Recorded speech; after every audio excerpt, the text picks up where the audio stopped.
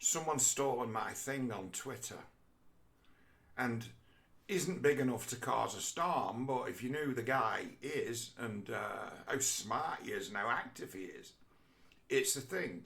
That being Judge Joe Brown. If you don't know who Judge Joe Brown is, just put him in YouTube. I once, his show wasn't on in the UK, but I remember once going on holiday to Jamaica. And, after breakfast, in that time of day where you watch a bit of TV, I ended up watching Judge Joe Brown on cable, like, just avidly. It's like Judge Judy, but he was just far tougher. And the cases that were brought up to him were just far rougher. But he was a big shot at Paramount, and then suddenly he wasn't anymore. His show got cancelled. He was a little bit too conservative and a little bit too black at the same time for their liking. He wasn't on script because he's a really intelligent fella. It's like if you want an idea about who I'm on about, you just say Judge Joe Brown. He does interviews. His interviews with Tommy Sotomayor are superb, but tend to get brought down because they just get 1,000 people flagged them as hate speech. So on YouTube, anything gets flagged 1,000 times, it's history. But he was referring to, he put a post out saying that the unofficial religion of the United States is LGBTQP. Now, those who follow me on Facebook know that I call it the LGBTQP and have done for about 5-6 years. And people say, and it just goes past, they don't pick up on it. And then, but you get questioned the odd time on what the P stands for, and I'm like, well, paedophile. Excuse me. So yeah, the LGBT community, it's not really a community because other than those who meet up in the old club, there used to be a gay pub in Rochdale you could all go to and have the crack call. It's gone now. What was it called? The Woolpack. On Drake Street. That was a gay bar. You could go in there and this is a gay bar. Right? So it's like, that pub, to my mind, that's a community. But being on Twitter and having hashtags, that's not a community. So it's like, when these guys move and say the LGBT community, it's like there isn't one. It's no such fucking thing. That's a load of atomized people all on their own. And then those who get to the front who are the sort of the university or media giants of it, they get to lead it. And it's not a real movement. But it's a matter of who does it work in the interests of. And I'm like, paedophiles. You've created an umbrella, a refuge for the worst of the worst to play the victim in your LGBTQP community. It's like your legislation is driven towards enabling paedophiles. That's what you're doing. When they say this, they're calling that bill that don't say gay. That's about not teaching 4 to 7-year-olds about sexual identity and identity politics and actual sexual intercourse. Because that's what's been going on. It's like they didn't teach us about that when we were kids. They tried to give us the practical. They tried to just molest us. So it's like, I kind of get it. Because, I remember what it was to be a child. And I remember what it was to fight off an adult who wanted to molest me. I know what it is to actually fight adults off who want to fuck you when you're about 8, 9. 7, 8, 9. I know what it's like, and it's a matter of, that's a bit frightening. It's a matter of, but saying that, paedophiles, worst people in the world for patterns of behaviour. Patterns of behaviour, yeah, they're exactly like alcoholics or else heroin addicts, but their drug is kids. It's like they are opportunists as well, will tell any lie and then get away with it because no one would believe it to be true if they were told. That's why they get away with it. So it's like me as a kid getting mithered off gay pedos, right, was a feature of my childhood. actually avoiding getting messed with off gay pedos was a huge part of my life coming up. It's like, it's not nice, but when you get to about the age of 13 and you're 5'11", they stop messing with you. Once you get it as to where, now there's a lad who's got strong and he could certainly fucking rattle my cage very hard indeed. He probably wouldn't be believed, because that's a problem. You just, when teachers and people around the school are pedos, right? It doesn't matter how many times they get reported. Nobody'd ever believe it to be true. You just get punished for it. They just brush it under the rug. It's like around here if you thought, some strange smells coming out of that place. I wonder what they're doing in there. And you start smelling things that are a bit bleachy and like, are they making a fucking bomb in there? You ring up the cops and say, there's a suspicious smell in my neighbourhood. I think there could be somebody's fucking around here with like, dodgy stuff, nitrates maybe. And they just accuse you of being racist. And that's it. You's got a problem. They come after you. So it's like that. No one would believe it true. And then when it happens, when someone gets caught red-handed wrong, we always have to behave like it's a surprise. But the victims always knew. The victims knew they were. People who've been fucked about with, they knew. So it's like, that's, when I point to it as to say, all the trouble I've had over the years just trying to get a regular job. And it's like, John, what have you said that might have got you in trouble? And it's like, oh shit, yeah, I get it now. Well, it's like, no one could really accuse me of being racist or sexist. I can make an excellent case that those terms are meaningless to me. But homophobic, transphobic, you got me there. Why? Well, I got so much experience of them, haven't I? So many years spent. You see, that's the thing, you wouldn't. If you could choose your own company to be in, you wouldn't be in the company of those lot. But sometimes you can't. You apply for a job somewhere and you get there and it's a gay club. And you have to just put up with it. And they're completely protected by the rules of the workplace and can do or say whatever they like. And anything that you might do by way of a measure of revenge when they've fucked with you is always going to be your problem, because they've got complete protection and they know it. It was my mum told me a story the other day, right? She's saying some chap who she knows from going out walking the dogs. He's in a lot of trouble. He's got a schizophrenic neighbour who's been like looking in the windows of his house, right? Like peering in through the windows. And it's like other people in the street have complained about him and nothing's ever been done. And this guy's looking in this guy's house all the time, just actually looking in his window, like outside. Look, no right to be there, looking in and giving people funny looks in their own houses when they're doing whatever they're doing. And this chap who my mum knows went out and thumped, said schizophrenic, and then just lo and behold he gets in contact with the police, plays the almighty victim, just happens to come out as gay, turning it into a hate crime.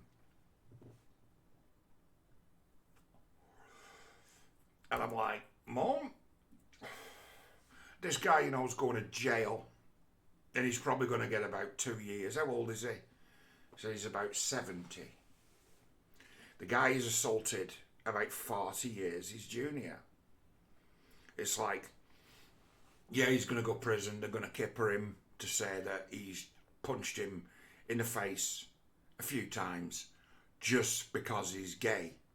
And they'll see him looking through his windows, right, of his house. They won't see that as being provocation worthy of assault, because they try and crack on that you can kill someone with one punch nowadays, don't they?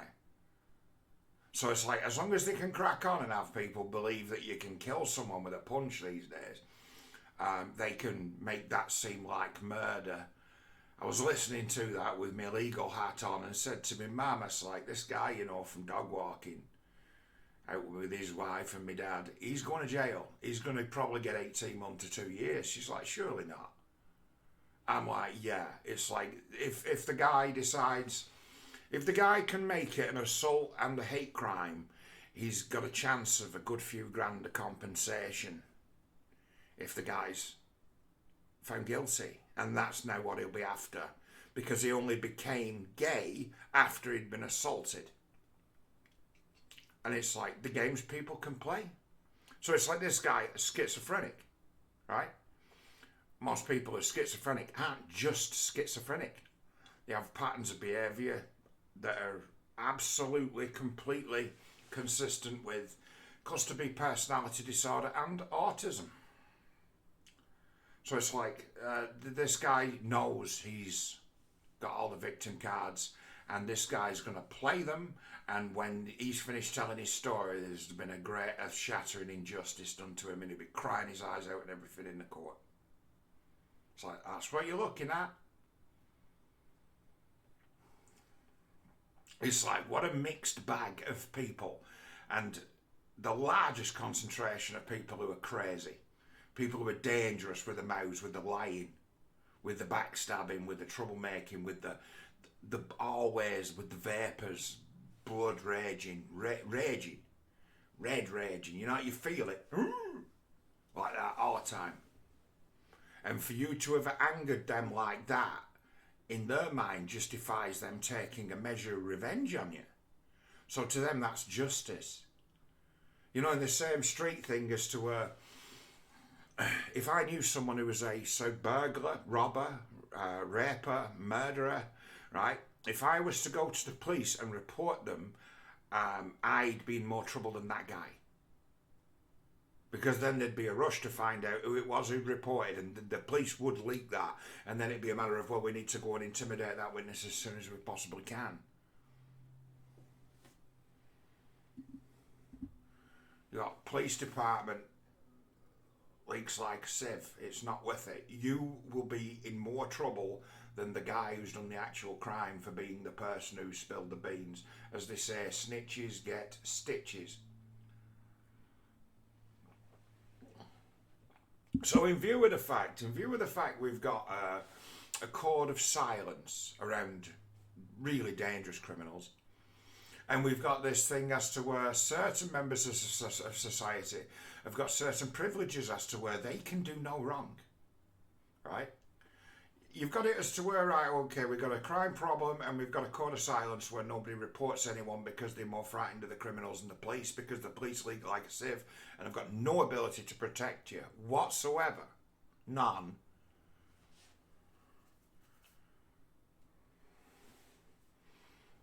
And what have we got? We've got governments and councils and organisations that are ignoring these facts that people are able to very easily intimidate straight people who aren't criminals into not saying anything. But at the same time, we're deciding that all our problems are down to bigotry and hatred, which are all things that can't be detected. They're all things that are completely in the eye of the beholder, so it's a matter of, this is a witch hunt. And everybody's being witch hunted.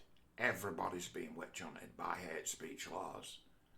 By people having certain levels of power where they can get someone banged up. Just get you banged up. Hurty words on the internet are enough to get you banged up. But, hey, victimless crime, isn't it? Robbing someone's car, they're obviously insured. Who are you to point a finger at somebody who's a thief? What have you got to hide? See, that's how it comes across.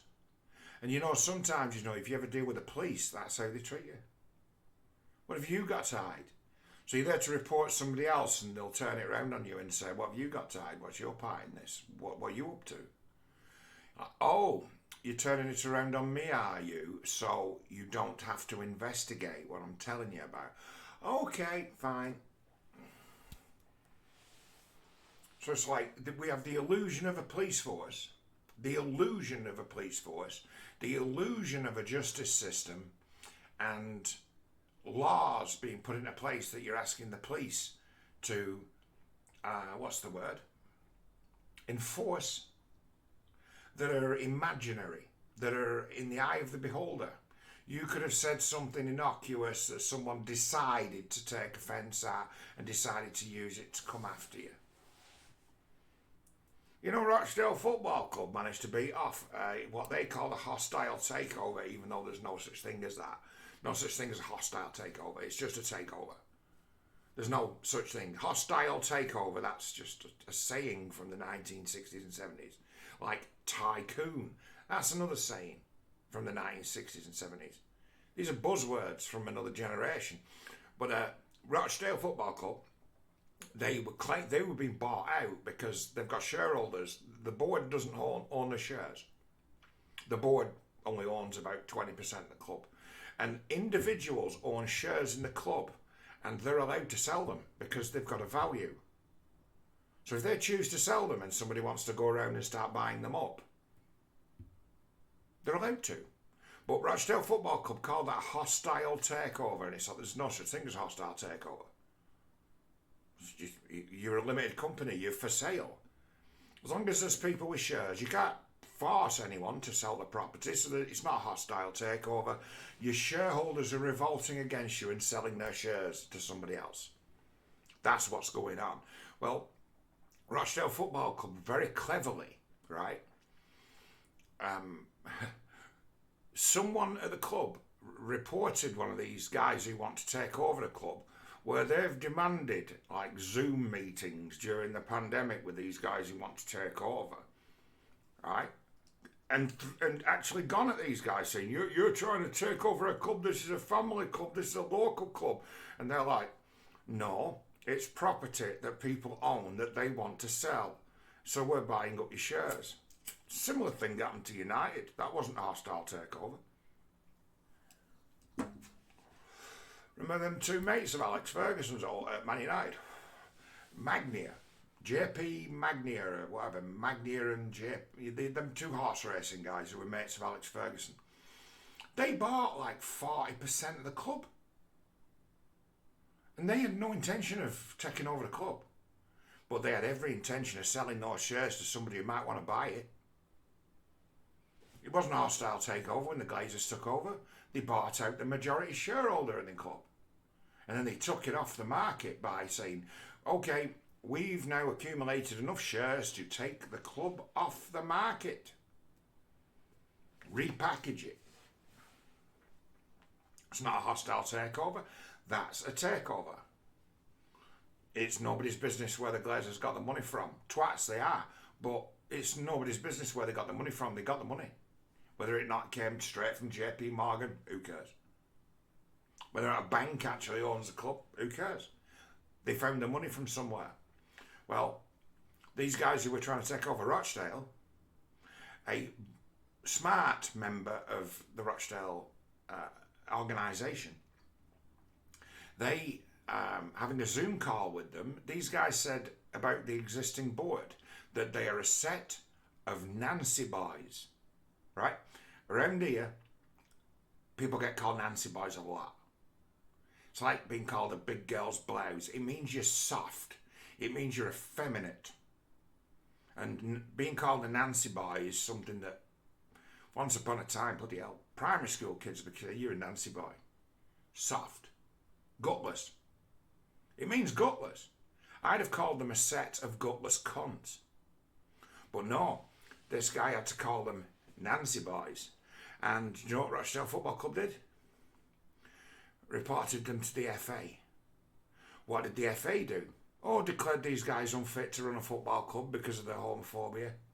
What? Yeah. You don't realise the Football Association is now actually kind of a weird kind of government quango, even. The FA, it's like, who the fuck are these people? Well, it's a funny old thing as to where they're partly government. Really? Yeah.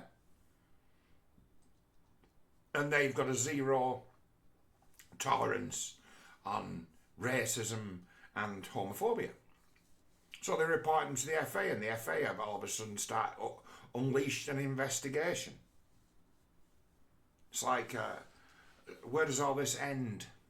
When people are able to twist reality and then come up with the answer, you're a homophobe, therefore you've got authorities in the world that are ready to swoop like fucking eagles down on it to punish it, to be seen to be doing something about it.